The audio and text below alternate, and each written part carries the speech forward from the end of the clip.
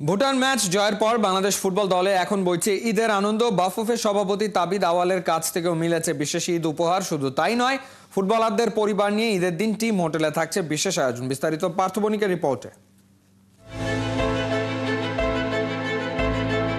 প্রত্যেকটা ম্যাচ জেতার পর ড্রেসিং রুম অবশ্যই সবাই খুব খুশি থাকে। প্রতিনিয়তই হামজার সাথে যখন থাকি ওর কাছ থেকে অনেক কিছু শিখি।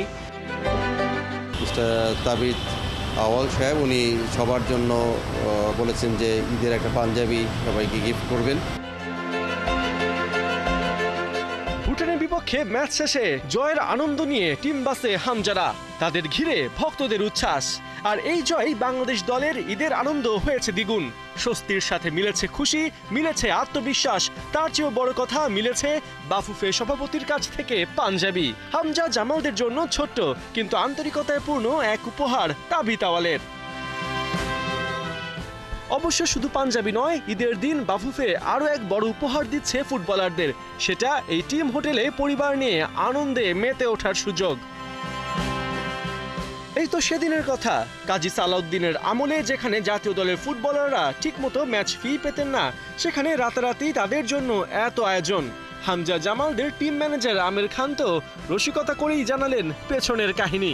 এগুলো সবই কিন্তু পার্ট অফ কালকে জেতার। যদি কালকে জিততে না পারতাম তাহলে এগুলো কিছুই কিন্তু আমরাও বলতে পারতাম না, কোথাও পাঞ্জাবিও আসতো না, কোনো কিছুই থাকতো না।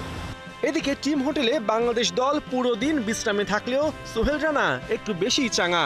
কারণটা সম্ভবত গেল রাতে তার দারুণ এক গোল। সিনিয়র দলের হয়ে এই সাফল্য পেতে তার অপেক্ষা করতে হয়েছে ৭৩টা ম্যাচ। সোহেল কি নিজেকে স্পেশাল ভাবছেন? আমি মনে করি আমার গোলের থেকে ইম্পর্টেন্ট হচ্ছে বাংলাদেশ টিম। সো আমি মনে করি আমি টিমের জন্য কিছু করতে পেরেছি, এটা আমার কাছে খুব ভালো লাগছে।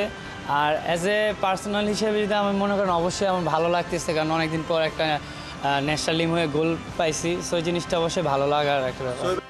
হামজা সমিত আসার পর মিডফিল্ডে বড় একটা পরিবর্তনের অপেক্ষায় বাংলাদেশ। সেখানে কম্পিটিশনটা নিঃসন্দেহে বেড়ে যাচ্ছে মিডফিল্ডার সোহেল রানার।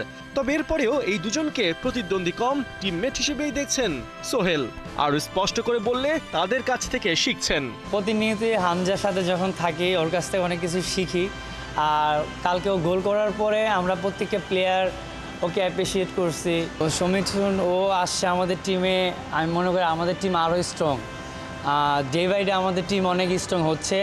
সো আমি মনে করি এই জিনিসটা আমাদের দেশের ফুটবলের জন্য ভালো। সো আমি মনে করি ইন ফিউচারে এরকম প্লেয়ার আরও আসবে। আমি আসলে আরও ন্যাশনাল টিমের জন্য ভালো, দেশের ফুটবলের জন্য ভালো।